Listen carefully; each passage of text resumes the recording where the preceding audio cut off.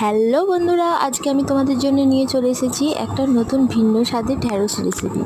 তো এখানে না লাগবে পেঁয়াজ, আর না লাগবে রসুন, না লাগবে আদা। তো এসব ছাড়াই তৈরি করে নাও ঢ্যাঁড়স রেসিপিটা।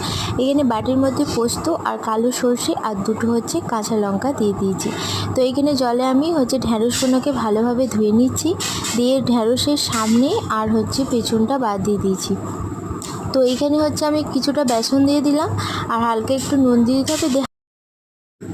হাত দিয়ে ভালো করে একটু অল্প জল দিয়ে মাখিয়ে নিতে হবে। তো এখানে আমি মাখিয়ে নিয়েছি। এখানে কড়াইয়ে তেল গরম করে তার মধ্যে ঢ্যাঁড়সগুলোকে ভেজে নিতে হবে। তো ঢ্যাঁড়সগুলোকে হালকা ভেজে নেওয়ার পর এখানে আমি কড়াইতে আবার সর্ষের তেল দিয়ে দিলাম। এবার সর্ষের তেল দেওয়ার পর এবার মশলা তৈরি করে নেবো। এখানে যে কড়াইয়ের মধ্যে দিয়ে দিয়েছি টমেটো, হলুদ গুঁড়ো, লঙ্কা গুঁড়ো, জিরে গুঁড়ো আর কাশ্মীরি রেড চিলি পাউডার। এখানে জল দিয়ে দিচ্ছি, আর আগে থেকে বেটে রাখা পোস্ত আর সর্ষে কাঁচা লঙ্কার পেস্টটা দিয়ে দিলাম। এখানে মশলাটা কষে এসেছি, তেল ছেড়ে দিয়েছে। এবার এর মধ্যে সেই আগের ভাজা ঢ্যাঁড়সগুলো দিয়ে দিলাম, দিয়ে একটু ভালো করে নাড়িয়ে নিলাম। এরপর আমি হালকা অল্প পরিমাণ মতো জল দেবো, যাতে ঢ্যাঁড়সটা সেদ্ধ হয়ে যায়। তো ঢ্যাঁড়সটা এখানে সেদ্ধ হয়ে এসেছে। এখানে একটু ভালো করে নাড়িয়ে দিলাম।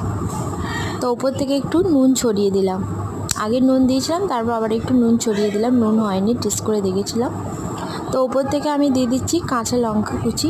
এবার দেখুন তৈরি হয়ে গেছে ভিন্ন স্বাদের ঢ্যাঁড়স রেসিপি। আপনারাও বাড়িতে ট্রাই করে দেখতে পারেন।